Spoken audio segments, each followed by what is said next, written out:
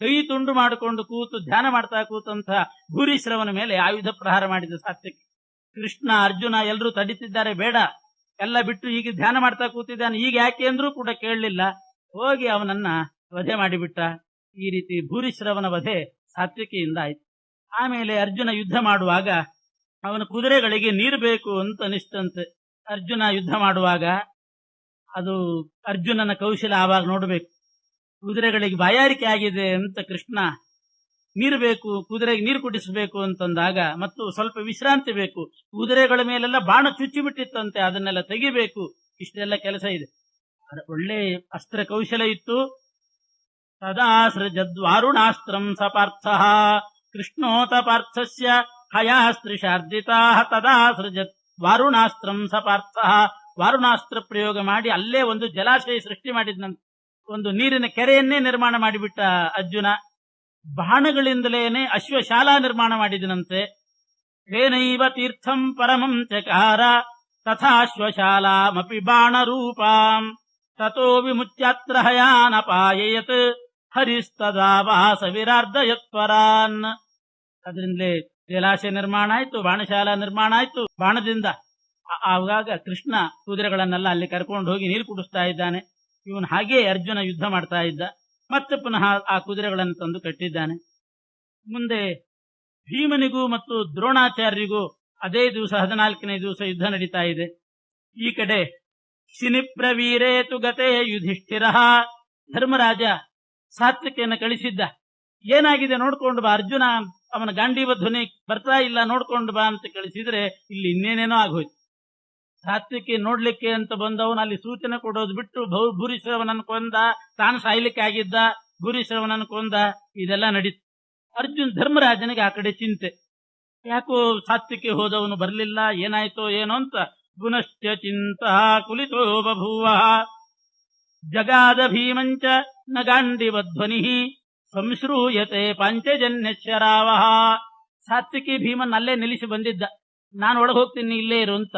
ಧರ್ಮರಾಜ ಭೀಮನಿಗೆ ಹೇಳ್ತಾ ಇದ್ದಾನೆ, ಇನ್ನೂ ಗಾಂಡಿವ ಧ್ವನಿ ಕೇಳ್ತಾ ಇಲ್ಲ.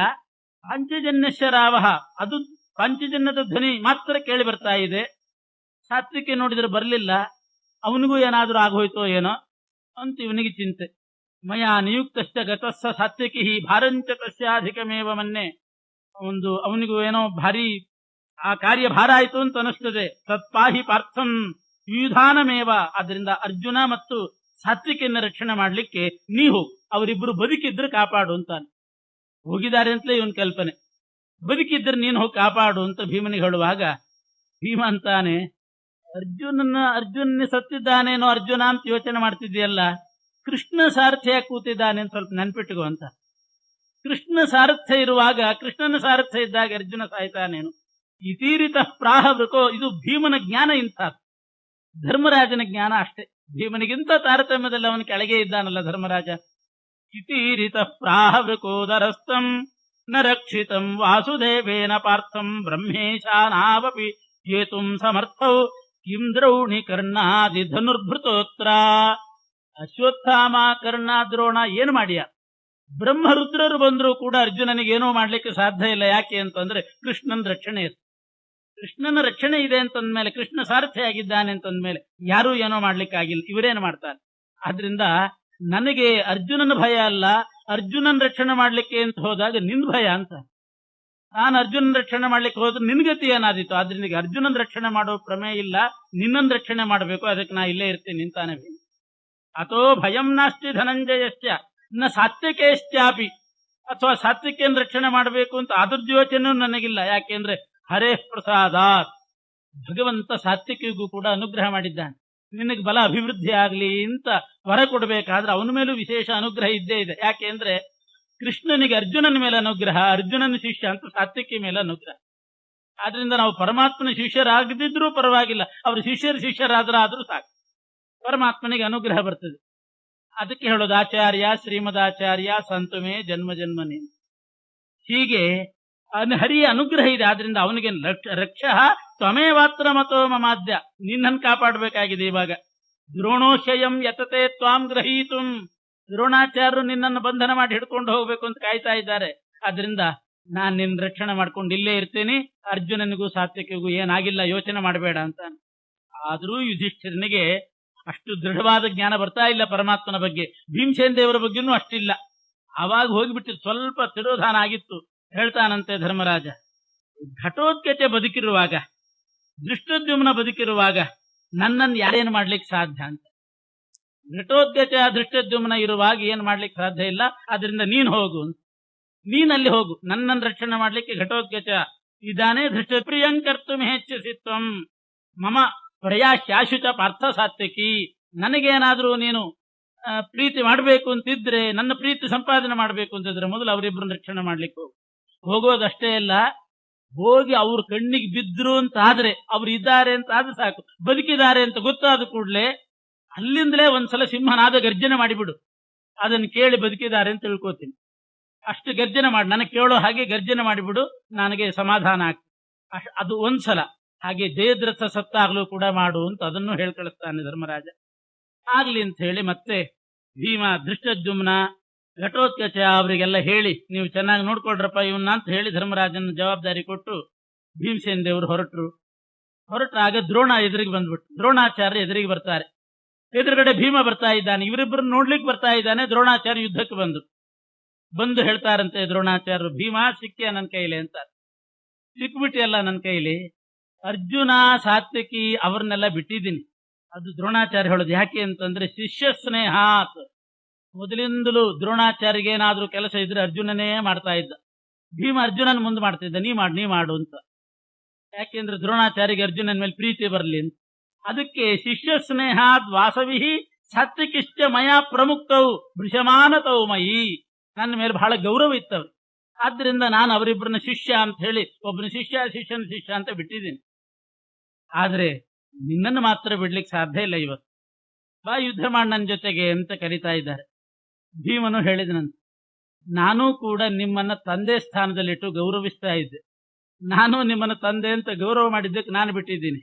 ನನ್ನ ಶಕ್ತಿ ತೋರಿಸ್ಬೇಕು ಅಂತ ಅಪೇಕ್ಷೆ ಇದ್ರೆ ಹೇಳ್ರಿ, ನಂದು ಶಕ್ತಿ ತೋರಿಸ್ತೀನಿ. ಅಮಾರ್ಧವೇ ಪಶ್ಯಚ ಯಾದೃಶಂ ಬಲಂ ಮಮೇತಿ ತಸ್ಯಾಸು ವಿಚೂರ್ಣಿತೋ ರಥಃ. ನಾನು ತಂದೆ ಸ್ಥಾನದಲ್ಲಿ ನಿಮ್ಮನ್ನಿಟ್ಟು ಮೃದುವಾಗಿದ್ದೆ ನಿಮ್ಮ ಬಗ್ಗೆ. ಇವತ್ತು ಯಾವಾಗ ನೀವು ನನಗೆ ಮಾತಾಡ್ತಿದ್ದೀರಿ ಅಂತ ಆಯ್ತು, ನಾನು ನಿಮಗೆ ಸರಿಯಾಗಿ ನನ್ನ ಬಲ ತೋರಿಸ್ತೀನಿ ಅಂತ ಹೇಳ್ತಾನೆ ಭೀಮ್.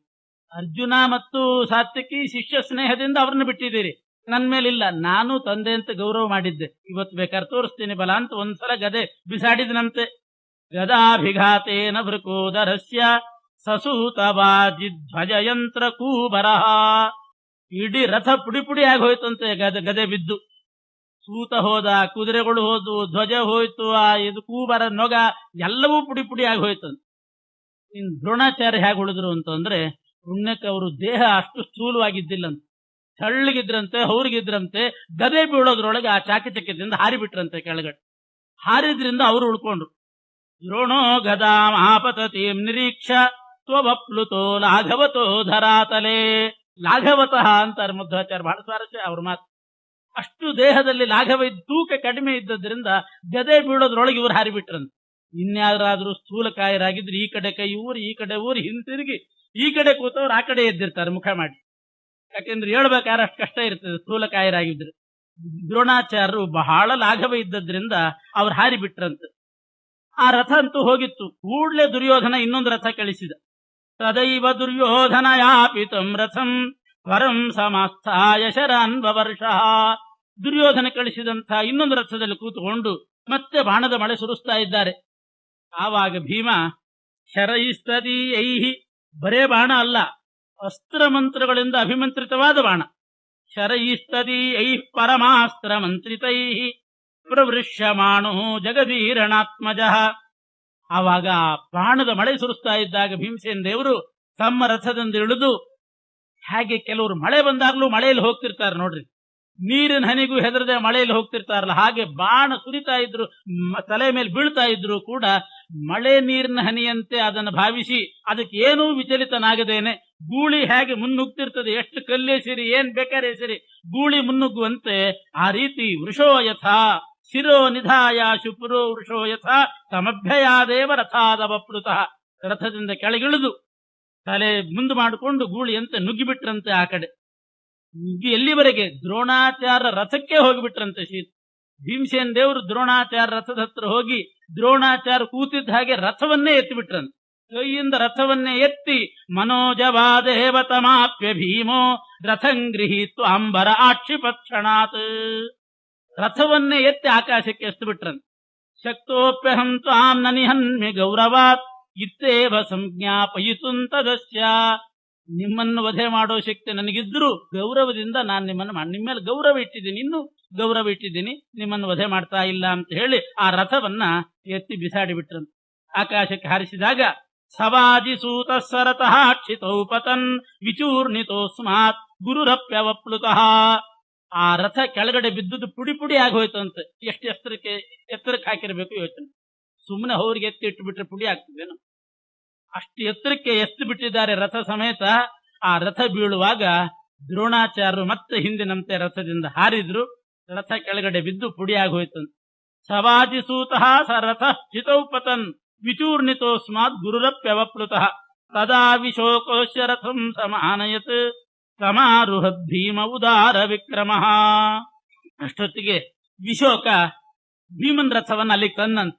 ವಿಶೋಕ ಅಂದ್ರೆ ಭೀಮನ ಸಾರಥಿ, ಕೃಷ್ಣನ ಮಗ ಭೀಮನ ಸಾರಥಿ. ಆ ರಥ ಬಿಟ್ಟು ಬಂದಿದ್ನಲ್ಲ ಭೀಮ, ಈ ರಥ ಏಸಲಿಕ್ಕೆ ವಿಶೋಕ ತಂದ ರಥದಲ್ಲಿ ಭೀಮಸೇನ ದೇವರು ಏರಿದ್ರು. ದ್ರೋಣಾಚಾರ್ಯರಿಗೂ ಕೂಡ ಮತ್ತೊಂದು ರಥ ಬಂತಂತೆ, ದುರ್ಯೋಧನ ಕಳಿಸಿದ್ನಂತೆ.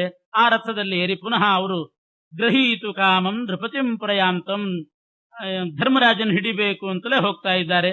ವಿದ್ರಾವಿತಾಂ ದ್ರೋಣಶರೈ ಸ್ವಸೇನಾಂ ಸಂಸ್ಥಾಪ್ಯ ಭೂಯೋ ನೃಪದಾತ್ಮಜಶರೈ ದ್ರೋಣಂ ನಿವಾರ್ಯೈವ ಚಮೂಂ ಪರೇಷಾಂ ವಿದ್ರಾವಯಾಮಾಸ ಚ ತಸ್ಯ ಪಶ್ಯತಃ. ಧೃಷ್ಟದ್ಯುಮ್ನ ಆ ದ್ರೋಣಾಚಾರ್ಯನ ತಡಿತಾ ಇದ್ದಾನೆ. ಆಗ ದ್ರೋಣಾಚಾರ್ಯರಿಗೂ ಧೃಷ್ಟದ್ಯುಮ್ನಿಗೂ ಯುದ್ಧ ಶುರುವಾಯಿತು. ಯಾಕೆಂದ್ರೆ ಧರ್ಮರಾಜನ ಹಿಡಿಲಿಕ್ಕೆ ಅಂತ ಬಂದಾಗ ಅಲ್ಲಿ ಕಾಯ್ಕೊಂಡಿದ್ದ ಧೃಷ್ಟದ್ಯುಮ್ನ, ಅವರಿಬ್ಬರಿಗೂ ಯುದ್ಧ ಶುರುವಾಯಿತು. ಧೃಷ್ಟದ್ಯುಮ್ನಿಗೂ ದ್ರೋಣಾಚಾರ್ಯರಿಗೂ ಬಹಳ ಹೊತ್ತು ಯುದ್ಧ ನಡೀತಂತೆ.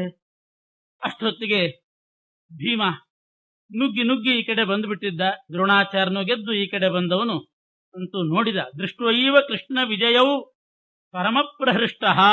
ಕೃಷ್ಣ ಮತ್ತು ವಿಜಯ ಅಂದ್ರೆ ಅರ್ಜುನ, ಅವರಿಬ್ಬರನ್ನು ನೋಡಿ ಬಹಳ ಸಂತೋಷ ಆಯಿತು ಭೀಮನಿಗೆ. ಅವರನ್ನು ನೋಡಿ ಅವ್ರ ಜೊತೆಗೆ ಮಾತಾಡಿಸಿದ. ಕೂಡ್ಲೆ ಧರ್ಮರಾಜನಿಗೆ ಸೂಚನೆ ಕೊಡಬೇಕಾಗಿತ್ತಲ್ಲ. ಸಂಜ್ಞಾಂ ನೃಪಸ್ಯ ಸತದಾವಪಿ ಸಿಂಹನಾದಾತ್ ಹೇಳಿದ್ದ. ಕೃಷ್ಣ ಅರ್ಜುನರಿಗೆ ಹೇಳಿ ಧರ್ಮರಾಜ ಹೇಳಲಿಕ್ಕೆ ಹೇಳಿದ್ದಾನೆ, ಒಂದ್ಸಲ ಗರ್ಜನೆ ಮಾಡ್ತೀವಿ ಅಂತ ಜೋರಾಗಿ ಕೂಗಿದ್ದಂತೆ. ಈ ರೀತಿ ಕೂಗ್ಯಾನು ಅಂತ ಯಾರು ಎಕ್ಸ್ಪೆಕ್ಟೇ ಮಾಡಿಲ್ಲ. ಎಷ್ಟೋ ಜನ ಸೈನಿಕರು ಆ ಕೂಗಿಗೆ ಸತ್ತು ಹೋಗಿಬಿಟ್ರಂತೆ. ಸಂಜ್ಞಾಂ ನೃಪಸ್ಯ ಸದದಾವಪಿ ಸಿಂಹನಾದಾತ್ ಶ್ರುತ್ವಾ ಪರಾಂ ಮುದಮವಾಪ ಸಚಾಗ್ರ್ಯ ಬುದ್ಧಿ ಭೀಮಸ್ಯ ನಾನದತ ಏವ ಮಹಾಸ್ವನೇನ ವಿಣ್ಮೂತ್ರ ಶೋಣಿತ ಮಥೋ ಮೃತಿಮಾಪುರೇತೆ. ಎಷ್ಟೋ ಜನರು ಹೆಚ್ಚು ಕಡಿಮೆ ಮಾಡ್ಕೊಂಡ್ರಂತೆ, ಕೆಲವರಂತೂ ಸತ್ತೇ ಹೋದ್ರು. ಭೀತೇಶು ಸರ್ವ ನೃಪತಿಷು, ಹೆಚ್ಚಿನ ಜನ ಪಾಂಡವರ ಕಡೆನೂ ಎಷ್ಟೋ ರಾಜರು ಹೆದರಿ ಬಿಟ್ರಂತೆ. ಧರ್ಮರಾಜನು ಹೆದರೋ ಪೈಕಿನೇ, ಆದ್ರೆ ಮೊದಲೇ ನಿರೀಕ್ಷಿತ ಕೂಗು ಅಂತ ಹೇಳಿದ್ನಲ್ಲ, ಆದ್ರಿಂದ ಇವನಿಗೆ ಗಾಬರಿ ಆಗ್ಲಿಲ್ಲ. ಅನಿರೀಕ್ಷಿತವಾಗಿ ಏನಾದ್ರೂ ಆದ್ರೆ ಅದು ಗಾಬರಿ ಆಗೋದು. ಭೀತೇಶು ಸರ್ವ ನೃಪತಿಷು ಅಮುಮಾಪತೂರ್ಣಂ ಕರ್ಣೋ ವಿಕರ್ಣ ಮುಖರಾ ಅಪಿಧಾರ್ಥ ರಾಷ್ಟ್ರ. ಹೀಗೆ ಧರ್ಮರಾಜನಿಗೂ ಸಮಾಧಾನ ಆಯಿತು, ಸಂತೋಷಪಟ್ಟ. ಅಷ್ಟೊತ್ತಿಗೆ ಕರ್ಣಾದಿಗಳೆಲ್ಲ ಭೀಮನ ಹತ್ರ ಯುದ್ಧ ಮಾಡ್ಲಿಕ್ಕೆ ಬಂದ್ರು. ಬಂದಾಗ ಭೀಮನಿಗೂ ಕರ್ಣನಿಗೂ ಯುದ್ಧ ನಡೆದಿದೆ.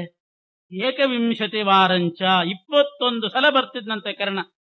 ಯಶ್ವಸೂತ ರಥಧ್ವಜ, ಕುದುರೆ ಸಾಯ್ಬೇಕು, ಸೂತ ಸಾಯ್ಬೇಕು, ರಥ ಪುಡಿ ಆಗ್ಬೇಕು, ಧ್ವಜ ಹೋಗ್ಬೇಕು, ಮತ್ತೆ ಬರ್ತಿದ್ನಂತೆ. ಮತ್ತೆ ರಥ ಬೇರೆ ಧ್ವಜ ಎಲ್ಲ ತಗೊಂಡು ಬರ್ಬೇಕು.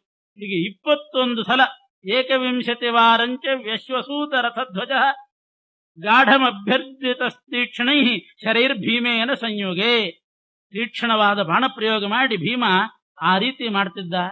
ಕೊನೆಗೆ ಪ್ರಾಣ ಸಂಶಯಮಾಪನ್ನ ಸರ್ವಲೋಕಸ್ಯ ಪಶ್ಯತಃ. ಪ್ರಾಣ ಸಂಶಯ ಬಂತು, ಇನ್ನು ಉಳಿಯೋದಿಲ್ಲ ಅಂತ ಅನಿಸಿದಾಗ ರಣಂ ತ್ಯಕ್ತ್ವಾ ಪ್ರದುದ್ರಾವರುದನ್ ದುಃಖಾತ್ ಪುನಃ ಅಳುತ್ತಾ ಹೋದ್ನಂತೆ ಕರ್ಣ. ಅಷ್ಟು ಮಾಡಿಸಿದ್ದಾರೆ ಭೀಮಸೇನ ದೇವರು. ಹೋಗಿಯೂ ಸುಧಾರಿಸಿಕೊಂಡು ಮತ್ತೆ ಬಂದಂತೆ 22ನೇ ಸಲ. ದ್ವಾವಿಂಶತಿಮ ಯುದ್ಧೇತು 22ನೇ ಸಲ ಬರುವಾಗ ರಾಮದತ್ತಂ ಸುಭಾಸ್ವರಂ ಅಭೇದ್ಯಂ ರಥಮಾರುಹ್ಯ ವಿಜಯಂ ಧನುರೇವಚ.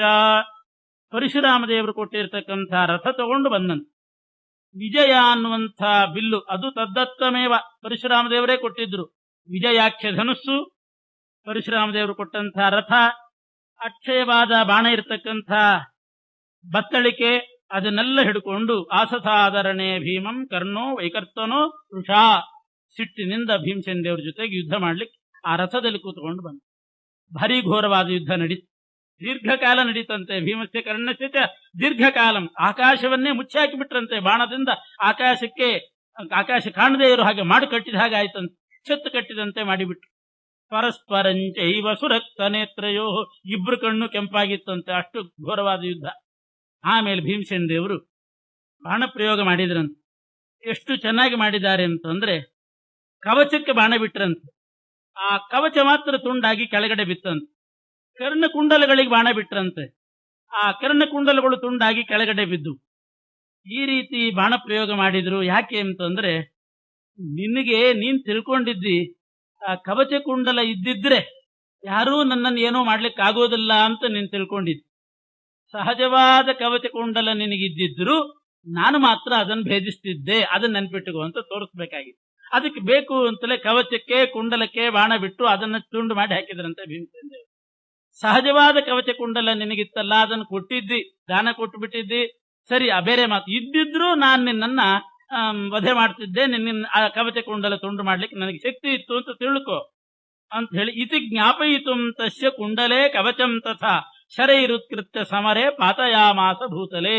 ಇಂಥ ಒಂದು ಸಂಜ್ಞಾ ಯುದ್ಧ ಈ ರೀತಿ ತಿಳಿಸಲಿಕ್ಕೆ ಕವಚ ಕುಂಡಲಕ್ಕೆ ಬಾಣ ಬಿಟ್ರಂತ. ಏವಂ ತಾನ್ಯಪಕೃಷ್ಯಾಹಂ ಹನ್ಯಾಂತ್ವಾಮಿತ ವೇದಯನ್ ಪುನಶ್ಚ ಬಹು ವಿಶ್ಲೇಷಣೆ. ಕವಚ ಕುಂಡಲ ಮಾತ್ರ ತುಂಡು ಮಾಡಿ ಮತ್ತೆ ಬಾಣ ಬಿಟ್ಟು ಅವನ ಮೈಯೆಲ್ಲ ಗಾಯ ಆಗೋ ಹಾಗೆ ಮಾಡಿದ್ರಂತ.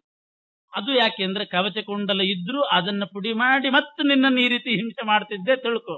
ಇದ್ದಿದ್ರೆ ಏನಾಗ್ತಿದ್ದಿಲ್ಲ, ಇಲ್ದಿದ್ದರಿಂದ ಸೋತೆ ಅಂತ ಭಾವಿಸಬೇಡ, ಇದ್ರೂ ಸೋಲ್ತಿದ್ದೆ ನೀನು. ತತಸ್ತು ಭೀಮಸ್ಯ ಬಭೂವ ಬುದ್ಧಿ. ಇಷ್ಟು ಯುದ್ಧ ಮಾಡ್ತಾ ಮಾಡ್ತಾ ಕೊಂದು ಬಿಡಬಹುದಾಗಿತ್ತು, ಕೊಲ್ಲಿಲ್ಲ. ಯಾಕೆ ಅಂತಂದ್ರೆ, ರತಸ್ತು ಭೀಮ ಯೋಚನೆ ಮಾಡಿದನಂತ. ಆವಾಗ ಕರ್ಣ ಭೀಮನ ಜೊತೆಗೆ ಯುದ್ಧ ಮಾಡುವಾಗ ಸ್ಪರ್ಧಾ ಮನೋಭಾವ ಬರಲಿಲ್ಲ ಅಂತವನು. ಅರ್ಜುನನ ಜೊತೆಗೆ ಸ್ಪರ್ಧೆ ಇರ್ತಿತ್ತು ಸಾಧಾರಣ. ಆವಾಗ ಯುದ್ಧ ಮಾಡುವಾಗ ಸ್ಪರ್ಧೆ ಇಲ್ಲದೆ ಯುದ್ಧ ಮಾಡ್ತಿದ್ದಂತ, ಸ್ಪರ್ಧಾ ಮನೋಭಾವ ಇರಲಿಲ್ಲ. ಪರಶುರಾಮ ದೇವರು ವರ ಕೊಟ್ಟಿದ್ದು, ಸ್ಪರ್ಧೆ ಇಲ್ಲದೆ ಇದ್ದಾಗ ನಿನಗೆ ಜಯ ಬರ್ತದೆ. ಸ್ಪರ್ಧೆ ಇಲ್ಲ ಅಂತ ಆದ್ರೆ, ಸ್ಪರ್ಧೆ ಮಾಡಿ ಯುದ್ಧ ಮಾಡ್ತೀಯೋ ಸೋಲ್ತೆ ಅಂತಿದ್ದು. ಆದ್ರೆ ಇವಾಗ ಸ್ಪರ್ಧೆ ಮಾಡ್ತಾ ಇಲ್ಲ. ಸ್ಪರ್ಧೆ ಮಾಡ್ತಾ ಇಲ್ಲ ಅಂತಂದ್ರೆ ಅವನಿಗೆ ಜಯ ಬರಬೇಕು ಪರಶುರಾಮ ದೇವರ ಮಾತಿನಂತೆ. ಆದ್ರೆ ಎದುರಿಗೆ ನಿಂತವನು ಭೀಮ. ಭೀಮನ ಹತ್ರ ಅವನಿಗೆ ಜಯ ಎಂಥದ್ದು, ಜಯ ಬರ್ಲಿಕ್ಕೆ ಸಾಧ್ಯನೇ ಇಲ್ಲ. ಆದ್ರೆ ಪರಶುರಾಮ ದೇವರ ಮಾತಿಗೆ ಬೆಲೆ ಕೊಡು.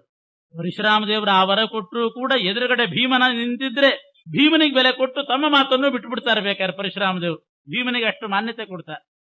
ವರ ಕೊಟ್ಟಿದ್ರು ಕೂಡ ಭೀಮನೇ ಗೆಲ್ಲಿ ಅಂತ ತಮ್ಮ ವರವನ್ನೇ ಬೇಕಾದ್ರೆ ಬದಲು ಮಾಡ್ತಾರೆ. ಆದರೆ ಅವರೇನೋ ನನಗೆ ಮಾನ್ಯತೆ ಕೊಟ್ಟು ನನ್ನ ಮೇಲೆ ವಾತ್ಸಲ್ಯದಿಂದ ಹಾಗೆ ಮಾಡ್ತಾರೆ. ನಾನು ಪರಶುರಾಮ ದೇವರ ಮಾತಿಗೆ ಬೆಲೆ ಕೊಡಬೇಕಲ್ಲ. ಅವರು ನನ್ನ ಮೇಲೆ ವಾತ್ಸಲ್ಯ ತೋರಿದ ಹಾಗೆ ನಾನು ಭಕ್ತಿ ತೋರಿಸಬೇಕಾದ್ದು ಧರ್ಮ. ಈಗ ಅವನು ಸ್ಪರ್ಧೆ ಮಾಡ್ತಾ ಇಲ್ಲ. ನಾನೆದುರುಗಡೆ ನಿಂತರೆ ನಾನೇ ಗೆಲ್ಲೋದು. ಆದ್ರೆ ಪರಶುರಾಮ ದೇವರ ಮಾತು ಸುಳ್ಳ, ಅದಾಗೋದು ಬೇಡ ಅಂತ ಭೀಮಸೇನ ದೇವರು ಅವನಿಗೆ ಅವಕಾಶ ಕೊಟ್ಟು ದೂರ ಸರಿದ್ರು. ತಥಾಪಿ ಮೇ ಭಗವಾನ್ ಅತ್ಯನುಗ್ರಹಾತ್ ಜಯಂ ದದಾತಿ. ಆ ರೀತಿ ಅವನಿಗೆ ಜಯ ಅಂತ ವರ ಕೊಟ್ಟಿದ್ರು, ನನ್ನ ಮೇಲೆ ಅನುಗ್ರಹ ಮಾಡಿ ನನಗೇ ಜಯಂ ದದಾತಿ. ಆತ್ಮವಚೋ ವಿಹಾಯ, ತನ್ನ ಮಾತು ಬಿಟ್ಟು ನನಗೆ ಜಯ ಕೊಡ್ತಾರೆ ಪರಶುರಾಮ ದೇವರು. ಅಷ್ಟು ನನ್ನ ಮೇಲೆ ವಾತ್ಸಲ್ಯ. ಮಯಾತು ಮಾನ್ಯಂ ವಚನಂ ಹರೇ ಸ್ವದ. ನಾನು ಮಾತ್ರ ಅವರಿಗೆ ಬೆಲೆ ಕೊಡ್ಲೇಬೇಕಲ್ಲ, ಅವರಿಗೆ ಭಕ್ತಿ ತೋರಿಸಲೇಬೇಕಲ್ಲ. ತಸ್ಮಾತ್ ದಾಸ್ಯೇ ವಿವರಂ ತ್ವದ್ಯ ಶತ್ರೋಹೋ. ಆ ಕರ್ಣನಿಗೆ ಸ್ವಲ್ಪ ಅವಕಾಶ ಮಾಡಿಕೊಡ್ತೇನೆ ಅಂತ ಹೇಳಿ ಸ್ವಲ್ಪ ದೂರ ಸರಿದ್ರಂತೆ. ಅವನಿಗೆ ಅವಕಾಶ ಕೊಟ್ಟಾಗ ಅವನು ಭೀಮಸೇನ ದೇವರ ಬಿಲ್ಲು ಇದನ್ನೆಲ್ಲ ತುಂಡು ಮಾಡಿದ, ಕುದುರೆಗಳನ್ನ ಬಾಣ ಬಿಟ್ಟು ಹಿಂಸೆ ಮಾಡಿದ, ಇವೆಲ್ಲ ಮಾಡಿದ. ಆವಾಗ ರಥ ಹೋಯ್ತು, ಬಿಲ್ಲು ಹೋಯ್ತು. ಆದ್ರೂ ಕೂಡ ಭೀಮಸೇನ ದೇವರು ನಮೇ ರಥಾದ್ಯೈಹಿ ಧನುಷಾಪಿ ಕಾರ್ಯಂ. ನನಗೆ ಯುದ್ಧ ಮಾಡ್ಲಿಕ್ಕೆ ನಿಜವಾಗಿಯೂ ರಥ ಬೇಕಾಗಿಲ್ಲ, ಬಿಲ್ಲು ಬಾಣ ಬೇಕಾಗಿಲ್ಲ, ಬರಿಗೆಯಲ್ಲಿ ನಾನು ಯುದ್ಧ ಮಾಡಬಲ್ಲ. ಹಾಗೆ ಮಾಡಬಲ್ಲ. ಅಲ್ಲಿ ಇನ್ನೊಬ್ರು ಬಾಣ ಬಿಟ್ಟು ಬಾಹು ಯುದ್ಧನಾದ್ರೂ ಯಾರ ಜೊತೆಗಾದ್ರೂ ಮಾಡಬಹುದು. ಇನ್ನೊಬ್ರು ಬಿಲ್ಲು ಬಾಣ ಹಿಡ್ಕೊಂಡು ಬಾಣ ಬಿಡುವಾಗ ನಾನು ಬರಿಗೆಯಲ್ಲಿ ಬೇಕಾದ್ರೆ ಯುದ್ಧ ಮಾಡ್ತೇನೆ ಅಂತಾರೆ ಭೀಮಸೇನ ದೇವರು. ನನಗೆ ರಥ ಬೇಡ, ಆ ಬಾಣಗಳನ್ನು ತಡಿಲಿಕ್ಕೇನು ಬೇಕಾಗಿಲ್ಲ, ಹಾಗೇ ನಾನು ಅದೇನೇನೋ ಇರ್ತದೆ ಆಯುಧಗಳದ್ದು ಯಾವುದೂ ನನಗೆ ಬೇಕಾಗಿಲ್ಲ. ಇತ್ತೇವ ಸಂಜ್ಞಾಪಯಿತು ಮೃಕೋದರ ಕ್ಷಮುತ್ಪಾತ ಉತ್ತಮ ವೀರ್ಯ ತೇಜಾಹ ರಥಂಚ ಕರ್ಣಸ್ಯ ಸಮಾಸ್ಥಿತ ಕ್ಷಣಾತ್. ರಥ ಬೇಡ, ಬಿಲ್ಲು ಬಾಣ ಯಾವುದೂ ಬೇಕಾಗಿಲ್ಲ ಅಂತ ಹೇಳಿ ಆ ರಥ ಪುಡಿಯಾದ ಮೇಲೆ ಅಲ್ಲಿಂದ ಹಾರಿ ಆಕಾಶಕ್ಕೆ ಹಾರಿ ಒಂದೇ ನೆಗೆತದಲ್ಲಿ ಹಾರಿ ಕರ್ಣನ್ ರಥಕ್ಕೆ ಹೋಗಿಬಿಟ್ರು. ಭೀಮ ಹಾರಿ ಕರ್ಣನ್ ರಥದಲ್ಲಿ ಇಳಿದಾಗ ಅಲ್ಲಿ ಸಿಕ್ಕಂತ ಭೀಮನನ್ನೇನಾದ್ರೂ ಮಾಡಿಬಿಡ್ಬಹುದತ್ತಲ್ಲ. ಅವನಿಗೆಲ್ಲಿದೆ ಆ ಧೈರ್ಯ, ಆ ಸಾಮರ್ಥ್ಯ? ಭೀಮ ರಥಕ್ಕೆ ಹಾರಿದ ಕೂಡಲೇ ಅವನು ರಥದಿಂದ ಕೆಳಗಿಳಿದು ನೊಗದೊಳಗೆ ಅಡ್ಕೊಂಡು ಕೂತ್ಕೊಂಡಂತೆ. ನೊಗದ ಕೆಳಗೆ ನೊಗ ಅಂತ ಇರ್ತದೆ ಮುಂದೆ, ಅದ್ರ ಕೆಳಗಡೆ ಅಡ್ಕೊಂಡು ಕೂತ್ಬಿಟ್ಟು ಏನ್ ಮಾಡ್ತಾನೋ ಭೀಮ ಅಂತ.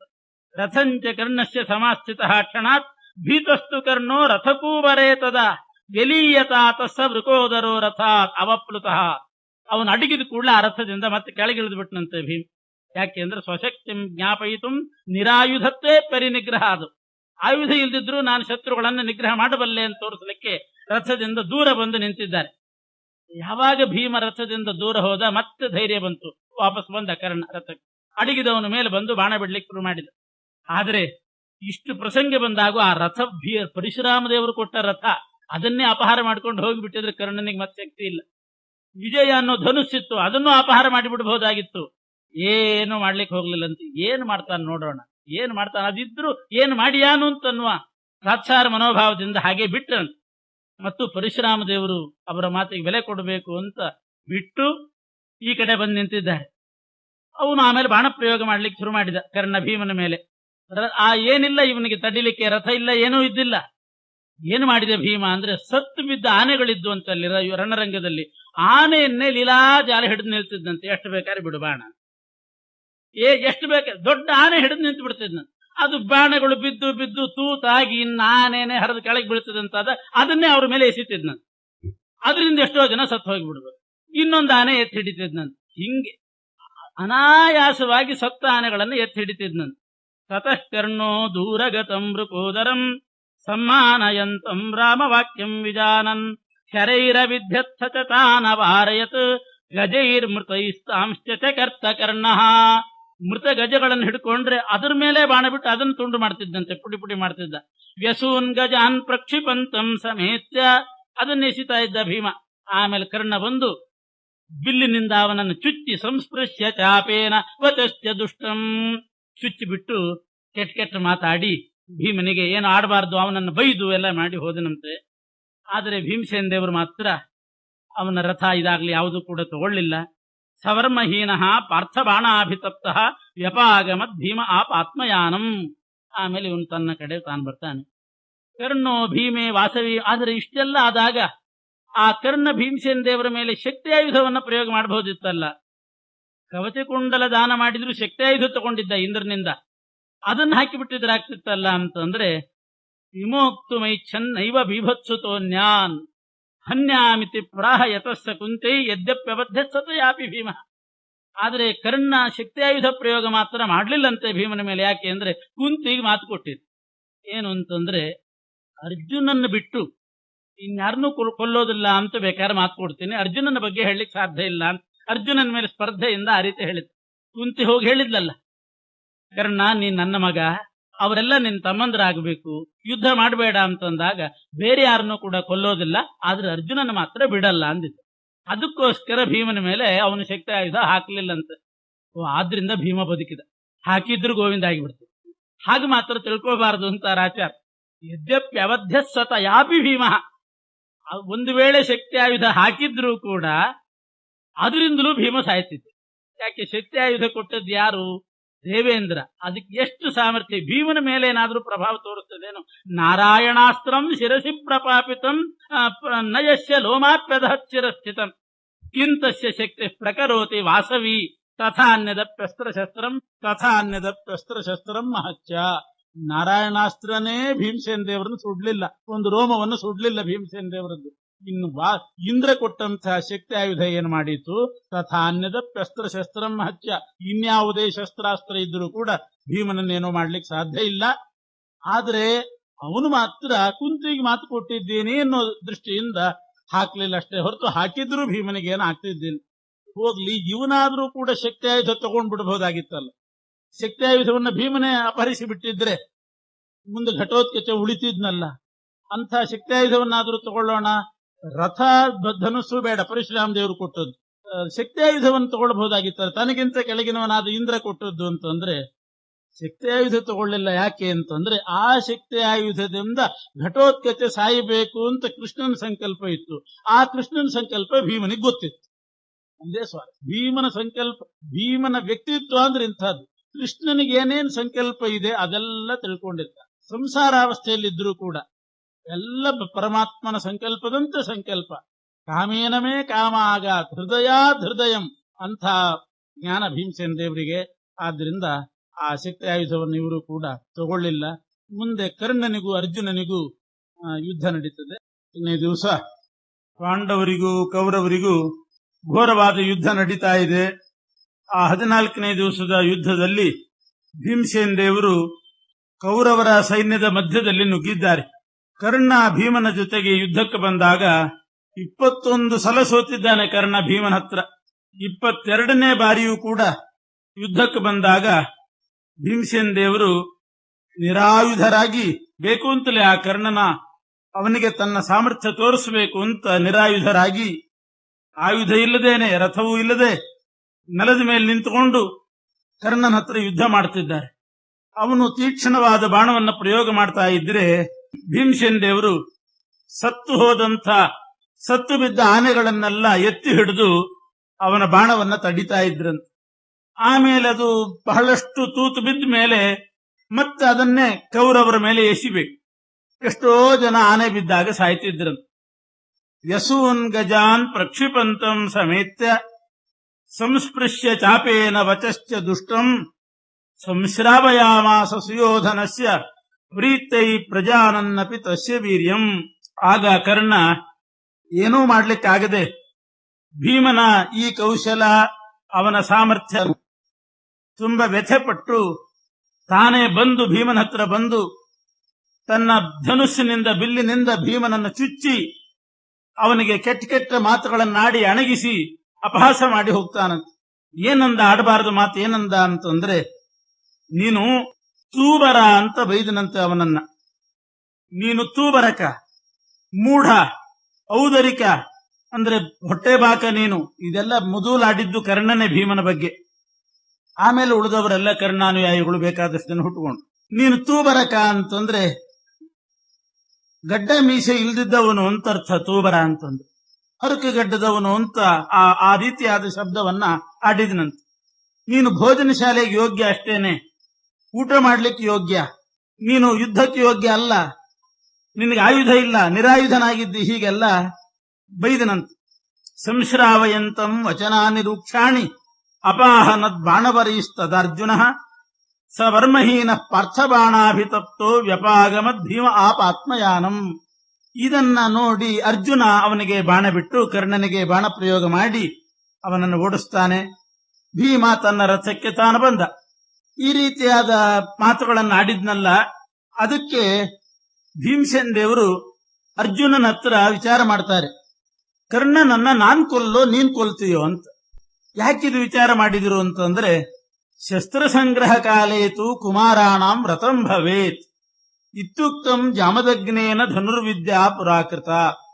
ಹಿಂದೆ ಪರಶುರಾಮ ದೇವರು ಇವರಿಗೆಲ್ಲ ಹೇಳಿದ್ರಂತೆ, ದ್ರೋಣಾಚಾರ್ಯಗೆ ಹೇಳಿದ್ರಂತೆ, ಧನುರ್ವಿದ್ಯೆ ಅಭ್ಯಾಸ ಮಾಡುವಾಗ ನಿಮ್ಮ ಶಿಷ್ಯರಿಂದ ನೀವು ಏನಾದ್ರೂ ಒಂದು ವ್ರತ ಮಾಡಿಸಬೇಕು, ಏನಾದ್ರೂ ಒಂದು ಪ್ರತಿಜ್ಞೆ ಮಾಡಿಸಬೇಕು, ಅವರೊಂದು ವ್ರತ ತೊಡಬೇಕು ಅಂತ ನೀವು ಹೇಳ್ರಿ ಅಂತ ಪರಶುರಾಮ ದೇವರು ದ್ರೋಣಾಚಾರ್ಯ ಹೇಳಿದ್ರಂತೆ. ನೀವು ಸುಮ್ಮನೆ ಶಿಷ್ಯರಂತ ತರಬೇತಿ ಮಾಡಬಾರ್ದು, ಆ ಶಿಷ್ಯರಿಂದ ಏನಾದ್ರೂ ಒಂದು ಪ್ರತಿಜ್ಞೆ ಮಾಡಿಸಬೇಕು, ಅವರೊಂದು ವ್ರತ ಹಿಡಿಬೇಕು. ಹೀಗೆ ಪರಶುರಾಮ ದೇವರ ಮಾತಿನಂತೆ ದ್ರೋಣಾಚಾರ್ಯರು ಶಿಷ್ಯರನ್ನೆಲ್ಲ ಕೇಳ್ತಾರೆ, ನೀವೇನಾದ್ರೂ ಒಂದೊಂದು ಪ್ರತಿಜ್ಞೆ ಮಾಡಬೇಕು ನನ್ನ ಹತ್ರ ಧನುರ್ವಿದ್ಯೆ ಅಭ್ಯಾಸ ಮಾಡುವವರು ಅಂತ. ಅದು ಎಂಥ ವ್ರತ ಆಗಿರಬೇಕು ಅಂದ್ರೆ, ಯಾರಿಗೂ ಕೂಡ ಲೋಕಕ್ಕೆ ಹಿಂಸೆ ಆಗಿರಬಾರ್ದು. ಅನುಪದ್ರವಂಚ ಲೋಕಸ್ಯ, ಯಾವ ಲೋಕಕ್ಕೂ ತೊಂದರೆ ಆಗಿರಬಾರ್ದು. ಪರಮಾತ್ಮನಿಗೆ ಪ್ರೀತಿಕರ ಆಗಿರಬೇಕು, ಧರ್ಮಕ್ಕೆ ಅವಿರುದ್ಧ ಆಗಿರಬೇಕು. ಅಂಥ ಒಂದು ವ್ರತ ತೊಡಬೇಕು ಎಲ್ಲರೂ ಕೂಡ. ಅಂಥ ಒಂದು ವ್ರತವನ್ನ ಅನುಷ್ಠಾನ ಮಾಡಬೇಕು. ಈಗ ಪ್ರತಿಜ್ಞೆ ಮಾಡಿಸ್ರಿ. ದ್ರೋಣಾಚಾರ್ಯ ಹೇಳಿದಾಗ ಭೀಮ ಒಂದು ಪ್ರತಿಜ್ಞೆ ಮಾಡಿದನಂತೆ. ಅದು ಹೇಗೆ ರಹಸ್ಯವಾಗಿ ಮಾಡಿದನಂತೆ, ಅದು ಯಾರಿಗೂ ಗೊತ್ತಾಗಬಾರದು.